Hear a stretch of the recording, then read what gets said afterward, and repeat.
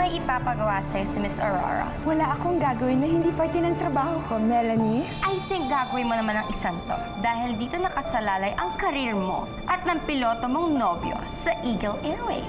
Rigo, are you in love with this Marge?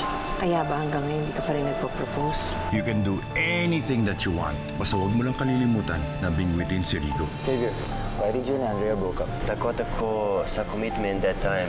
If I only knew na mawala siya sa akin, that's why I shouldn't be like me. I shouldn't be like you. When meet the girl of your dreams, shouldn't wait too long. Don't delay. Tell her.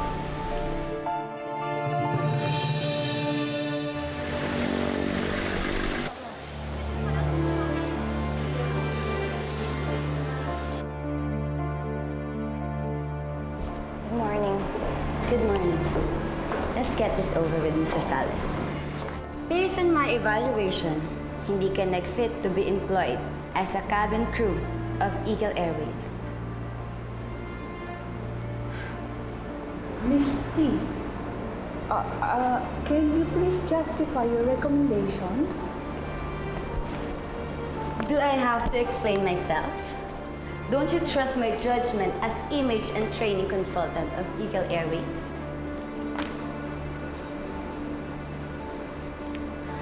O sige, para naman sabihin yung objective ako, meron akong ihaharap na witness para sa inyo.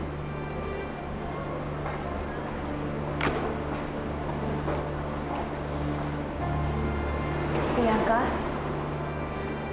Siya ang magsasabi sa inyo kung bakit hindi dapat maging cabin crew si Mr. Salas.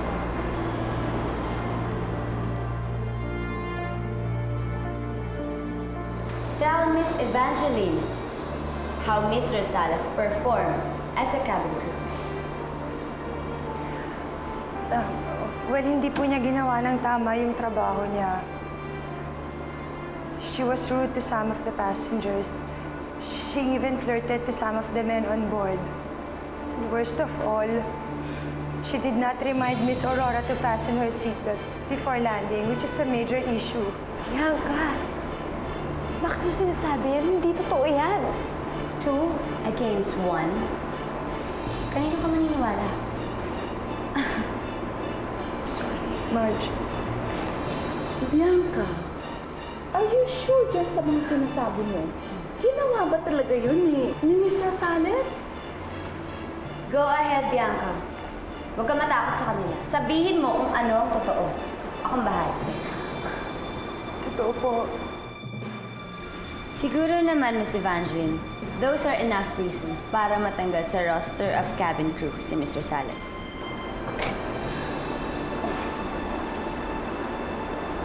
Mr. Salas, you may go now. Pwede kang bumalik sa lost and found job mo. Actually, mas bagay ka doon. Get lost.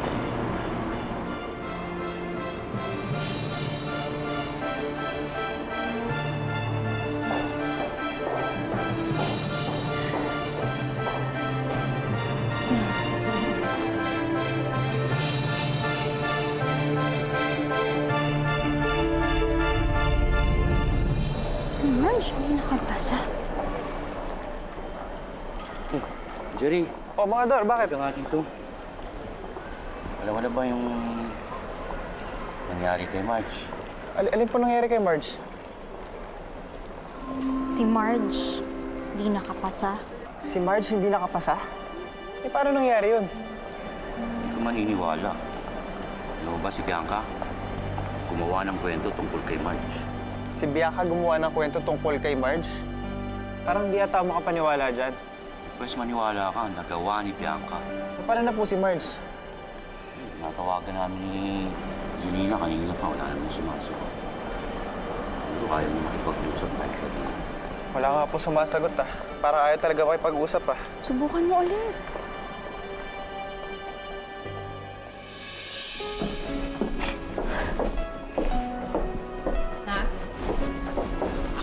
Nak, bakit maaga ka yatang nauwi? Hindi ka ba sasakay ng aeroplano ngayon? Di po.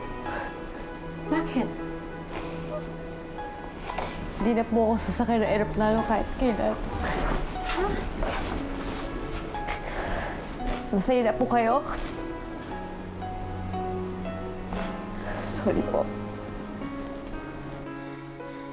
Hindi naman ganun ang ibig sabihin, Marge.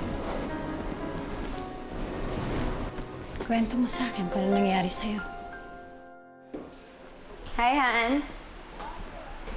I miss you. What are you doing here? Ngayon kasing evaluation ni March, di ba? Actually, tapos na. And? Naging fair ka ba, Aurora? I'm sorry, Rico, pero hindi siya pumasa. What? Why? Hindi siya pumasa kasi palpak siya eh. Paanong palpak? Hindi po ako matanggap.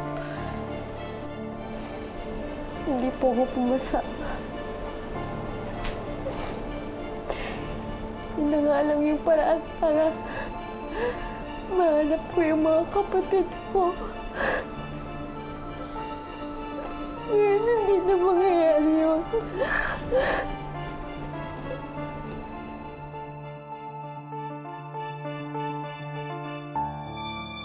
Rico, hindi mo naman kailangan malaman lahat ng detalye. Basta hindi siya nag-fit as cabin crew. And you think maniniwala ako sa'yo? Aurora, kilala kita. You're spoiled. Kung noon, pinagpapasensyahan kita. Tapos ngayon, hindi na. Pinagsak mo siya because you manipulated the results. At anong pakialam mo? O may pakialam ka nga ba dun sa March na yun? Marge will become a cabin crew. Whether you like it or not. What? Wala kang say sa issue na yun. Baka nakakalimutan mo. Hindi lang pamilya mo ang may-ari ng airline nito. In fact, mas malaki ang share ng mami ko kaysa sa tatay mo. Idagdag mo pa dito na ako ang head ng Human Resource Department. And anything to do with the employees, nasa akin ang huling desisyon. And my decision is, Marge stays. And that decision is final. Ganon ka-importante yung babaeng yun sa'yo.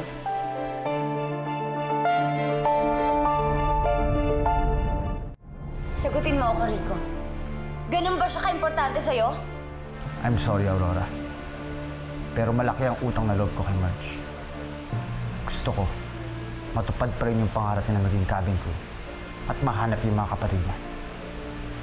Hindi ako papayag na masira yun dahil lang sa kababawan niya. Saan ka pupunta?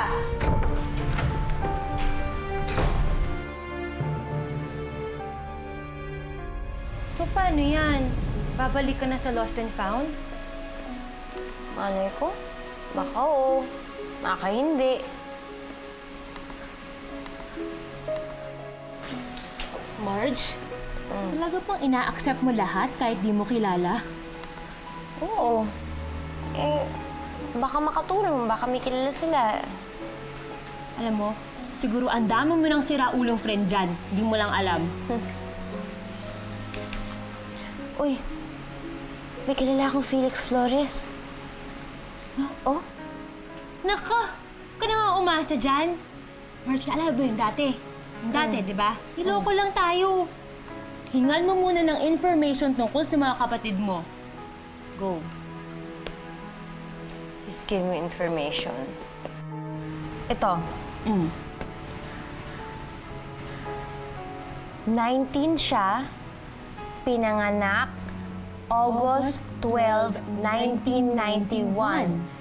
Mahilig sa matamis. Alam mo, parang tama yan. Kasi si Felix mahilig yun sa chocolate, sa Tootsie Roll.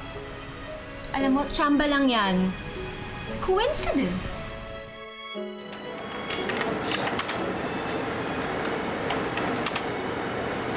Berna, tutok na tutok ka dyan sa computer, ah. Ano, tara na. Sandali lang to. Sandali lang.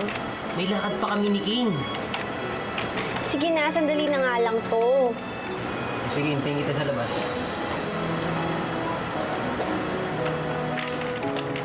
Mahilig siya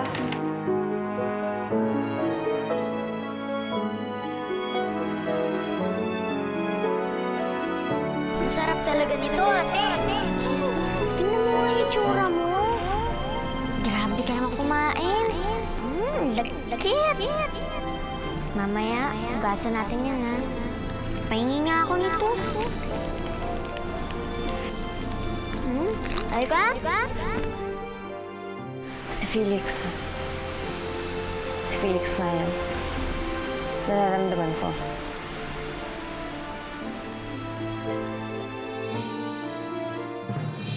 Ma, Ninong Stanley. Bago pa ako maunahan ni Aurora, Don't listen to him. I'm overturning her decision about Miss Rosales. Don't you dare. Teka. Sandali lang. What's happening? Para kayong mga bata ah. Ano ba nangyayari? Para kayong mga aso't pusang nag-aaway dito. Anong pinag-aawayan nyo? Don't tell me this is about Miss Rosales. Naikwento na sa amin ni Aurora na hindi nga siya pumasa. Ma, anong sa palagay niyo? Paano babagsak si Marge sa isang supervised line experience? Hindi siya bobo. At alam niyo rin naman siguro kung ilang buhay niligtas niya doon sa isla. Pinag-iinitan na siya ni Aurora. And what are you saying, Rico? May senior cabin crew na nag-agree sa akin. Hindi lang ako nag-decide nun. Sigurado ako. Tinakot mo lang niya. Kilala kita. Oo na. Tinakot ka na. So what? So what kung personal yung reasons ko kung bakit siya tinanggal? I don't like her. So she's out. See? Siguro naman maniniwala na kayo sa akin. I'm sorry, Rigo. The decision has been made. What? Ma! You know what, Stanley? I'm sorry, but I think I have to side with Rigo here. Hero si Marge ng Flight EA567. Hindi ba nakakatawa naman na isang simpleng supervised line experience, hindi siya makapasa? I'm sorry, Aurora.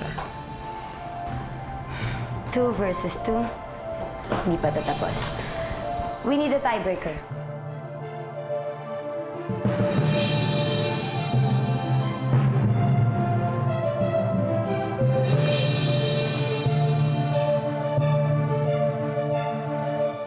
Ninong Stanley, isipin mo na rin magiging image ng company. Maraming magagalit sa atin kapag lumabas yung isyong to. Ang bayani ng Flight EA567, hindi naging cabin crew. Walang maglalabas sa press.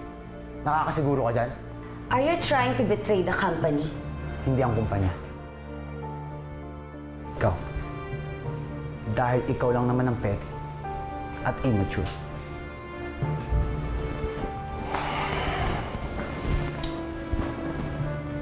I'm sorry, Aurora. But Rigo's right. Makagalit sa atin ang press. Malalaman at malalaman nila ito. I'm sorry. Dad? So, ano yung score ngayon? 3 versus 1. In favor of Marge. Aurora, hindi mo ka-level ang babaeng yun. Kaya hindi mo kailangan ma-insecure, ha? Ikaw ang girlfriend ni Rigo. Okay? As a matter of fact, he was... Ma, Basta, you have nothing to worry about, Iha, okay?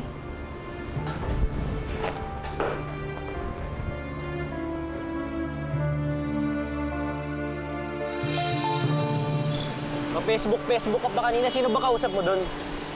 Ano bang Facebook? Hindi yun Facebook, Facebook.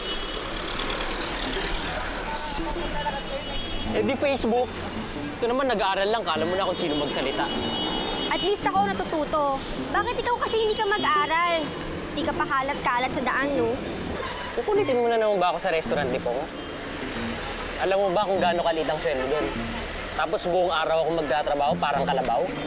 At least na malinis na paraan. Alam mo, okay na ako dito eh. Masaya naman ako. Alam mo, palagay ko pag nagkita na kayo ng Ate Marieta mo, magbabago ka na. Berna, ang ganda ng araw ko eh. Pwede ba huwag mong pinapasok yan sa usapan natin? Alam mo, ikaw kung makapagsalita ka, parang hindi naman tao yung Talaga? ate mo. Alam mo yung ginawa niya sa amin ni Joy? Hindi makatao yun.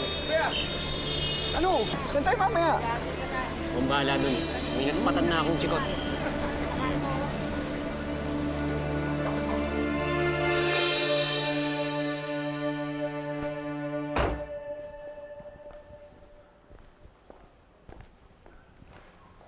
Han, Aurora, pwede ba tama na?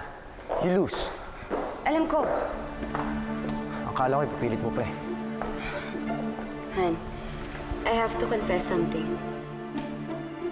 Alam ko na kung bakit ako napapraning eh. It's just Dad told me na magpo-propose ka sa akin. Then the accident happened. I've been waiting for you to propose to me. Pero parang nagbago na ata yung isip mo. Dahil kay Marge, ewan ko, napapraning lang ba talaga ako?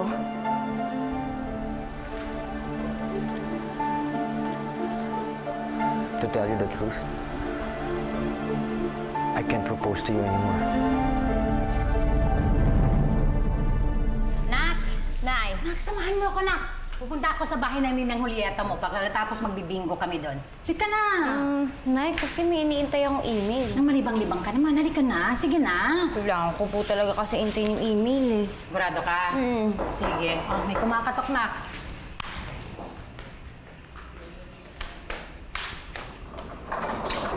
Miss Margarita Rosales? Apo. Delivery po. Pasayin na lang po. Okay. Salamat. Salamat. Sino yan? Ano yun eh? Ano yan? Ito. Yung bag ko, Nay! Bag mo? Oo. Gamit mo nung na-aksidente ka? Oo, naisoli nila. Buksan mo, dali. Buksan mo kasi alam mo, may nilagay ako dyang rosaryo. Dali. Nandito pa, Nay. Ano ba kinaalam mo? Ito naligtas sa'yo. Oo nga po. Uy! Paano ito napunta dito? I lost the ring. Lumubog kasama ng plane. Kaya hindi ako makapag-propose sa'yo. I understand. Alam ko na kailangan mo pong bumili ng bago. Tapos kailangan mo pang i-approve ang design, di ba? Rico, naiintindihan ko. Makakapag-antay ako.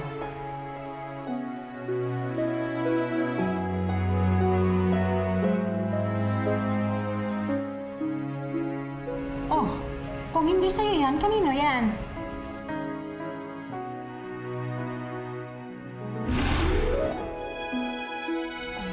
Sing-sing to ng katabi ko sa aeroplano. Ibibigay yata niya sa girlfriend niya. Isasoli ko na lang. Sige, nak. Tago mo yan, ha? Yan ang nagligtas sa'yo. Dito lang ako muna. Maglilinis lang ako. Will you marry me? Will you marry me?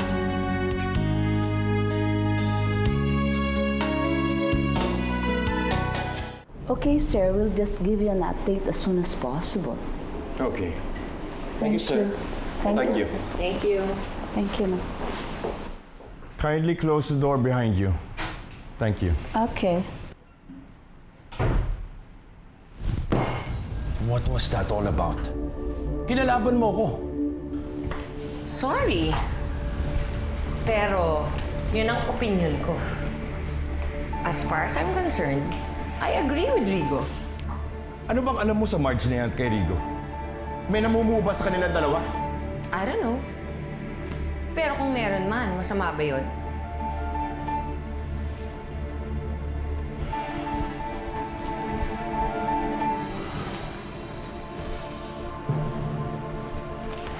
Gloria, Gloria, Gloria. Huwag tayong mag-away.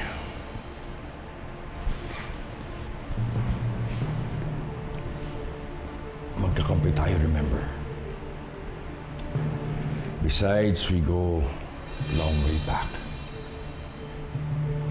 Marami tayong mga sikreto na tayong dalawa lang nakakalam. Magiging isa na ang pamilya natin.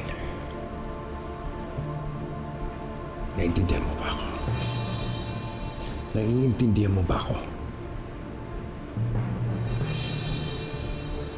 Are you 100% sure?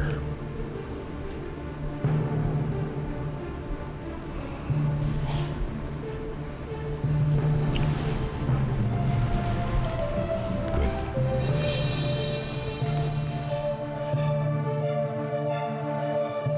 Ang ganda-ganda naman ito, Marge. Sayang naman. Tago na lang kaya natin. Ano ka ba? Hindi natin pwede itago yan, no? Kailangan natin isoli yan. At saka tignan mo. Tignan mo yung setting, oh. Parang luma-luma na. Parang ang tagal na sa pamilya nila, oh. Masukat na ako. Ingatan mo. Teka. Ay, maluwag. Sa'yo kaya? Dali nga, try lang. Dali, please. Kasha! Hindi na nga. Ang ganda. Kasyang-kasya. Oh. Ano yung Facebook mo? Sita? Sita? Oh, Hindi ka ayaw matanggal. Tanggalin mo nga, tanggalin mo nga. teka. Ay! Ako, Marge. Akin na nga, akin na nga. Ah, matanggal. Ano yan? Sinabi ko, tignan mo yung picture ng ate mo. Hindi ko sinabing lamukusin mo. Sisira mo lang ang buhay mo dito eh. Wala kang pakialam. Gagawin ko kung anong gusto kong gawin sa buhay ko, ha? Gusto ko lang sabihin sa iyo na ayoko na. Nasasabihin ko kay Miss Evangeline na binlockmail niyo lang ako para matanggal si Marge as cabin crew. What a friend. Ngayon, nakokonsensya ka. Mr. Narciso, aren't you a good friend of Marge Rosales? Yes, ma'am. Let me inform you that she's now an official cabin crew member of Eagle Airways. What? Takagang po si Marge. There's no need. Sir Rodrigo is now on his way to her house to inform her personally. Hi, Marge.